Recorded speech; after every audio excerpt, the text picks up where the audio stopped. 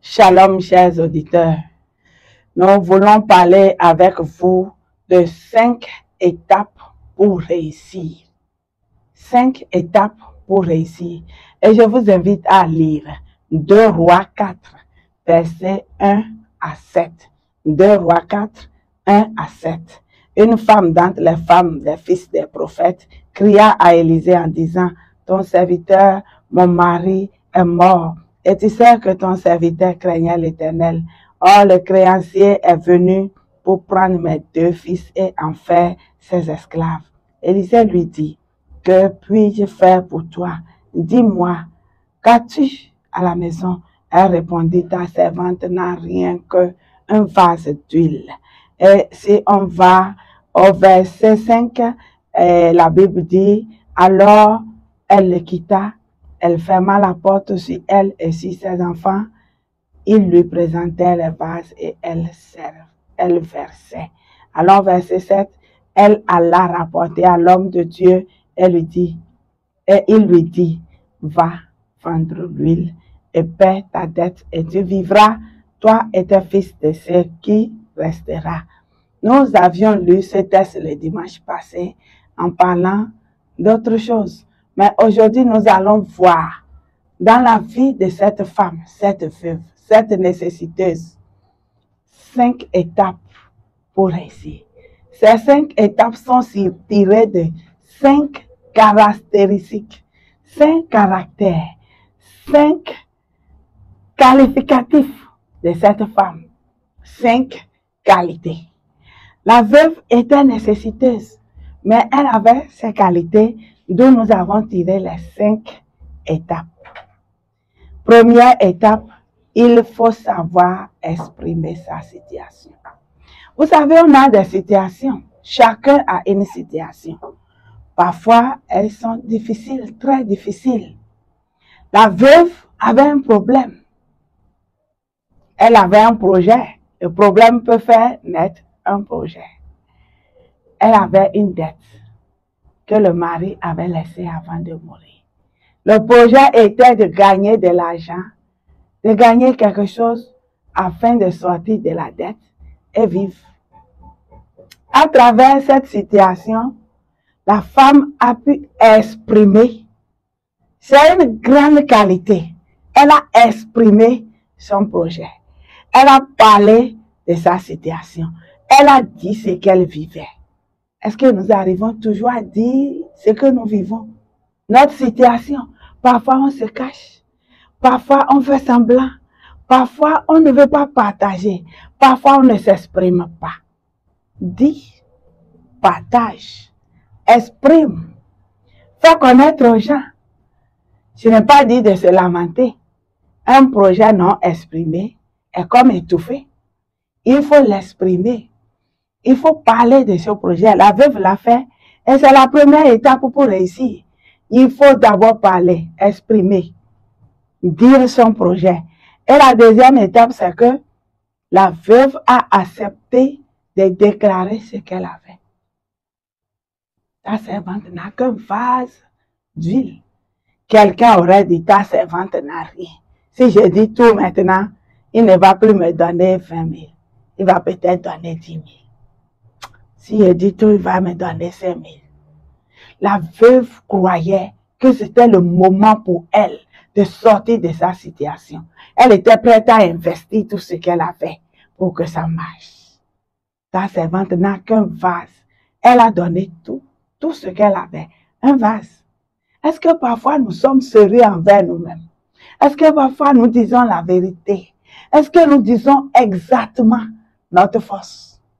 Est-ce que nous sommes prêts à investir?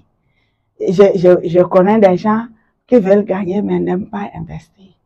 Ils veulent gagner, ils veulent réaliser, mais ne veulent pas dépenser. La veuve avait un vase. Elle était prête à le livrer à l'homme de Dieu. Prends et change ma situation. Disons Dieu, prends et change ma situation. Disons au projet, à l'entreprise, avale ce qui est là pour me générer du bénéfice. Investissons, c'est une qualité, c'est une étape et elle est très importante. C'est la deuxième. Quand on a un projet, quand on l'exprime, Soyons prêts à investir. On vend peut-être 5 sachets d'arachide à 100 francs que vous allez revendre à 125. Et vous achetez l'arachide de 200. Vous gagnez 50 francs. Si vous achetez pour 500, vous avez gagné 5 fois les 25 francs. Soyez bénis, chers amis. C'est ainsi qu'on peut investir pour réussir. Ne pas être peigne dans l'investissement. Ne pas être avare contre soi-même. Il y a des gens, ils ont un peu, ils ne veulent pas en bénéficier. Ils pensent qu'il faut garder. C'est la main ouverte qui est bénie. C'est la main vidée qui est remplie.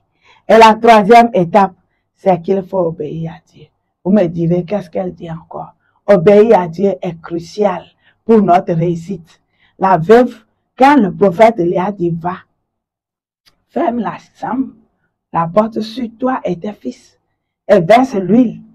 C'était facile à dire, mais pas facile à croire et à obéir.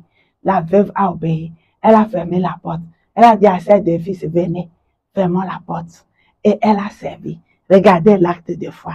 Elle a versé l'huile dans tous les vases vides. La veuve a obéi. Parfois, on ne veut pas obéir à Dieu. On pense que Dieu nous doit. On sait l'accuser. C'est Dieu qui a fait de moi ce que je suis. C'est Dieu qui m'a laissé. C'est Dieu qui m'a abandonné. C'est Dieu qui m'a discriminé. Non. Obéissons à Dieu. Il n'est pas un Dieu redevable. Il n'est pas quelqu'un qui ne paye pas ses dettes. Dieu paye toujours. Ses promesses sont oui et amen. Et si vous avez un projet, si vous avez écrit votre projet, vous avez des objectifs, vous avez une ligne à suivre pour réaliser le projet, obéissez. Vous avez un investissement pour acheter quelque chose et revendre. Et vous allez d'abord acheter des pagnes à porter. Ça, c'est un détournement. Il faut obéir à ce que vous avez écrit vous-même. Qu'est-ce que je voulais faire avec la somme? La veuve avait un problème. Quand l'homme de Dieu a parlé, elle a obéi.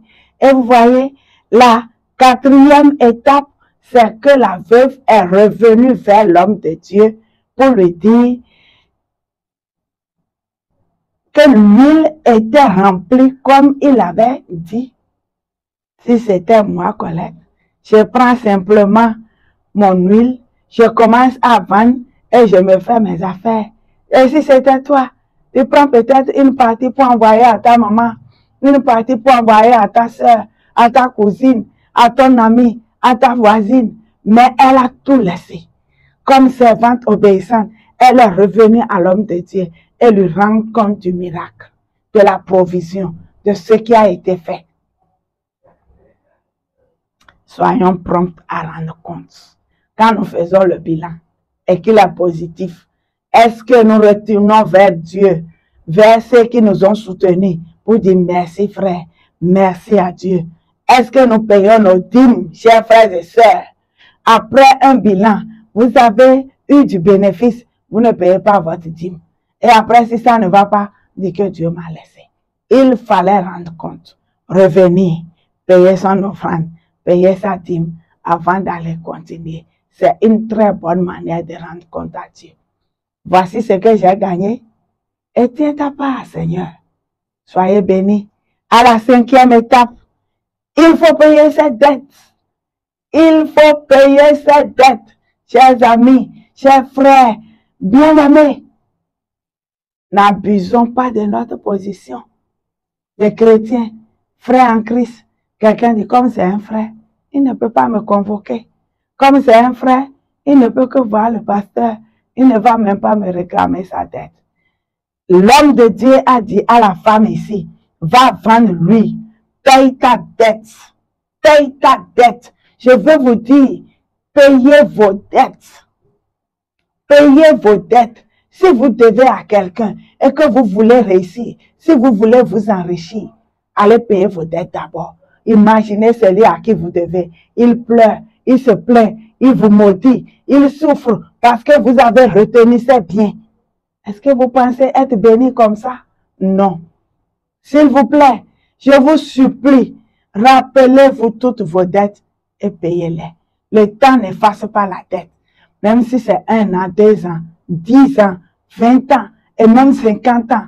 Allez payer vos dettes avant de vous enrichir. Je terminerai mes propos aujourd'hui en vous disant, chers amis, que si vous voulez réussir, sachez exprimer votre projet, votre situation. Acceptez de donner ce que vous avez. Investissez. Si vous voulez aussi réussir, obéissez à Dieu. Faites des comptes rendus. Faites un retour à ceux qui vous ont poussé, ceux qui vous ont aidé et apprenez à payer votre dîme. Soyez bénis et agréable semaine à vous.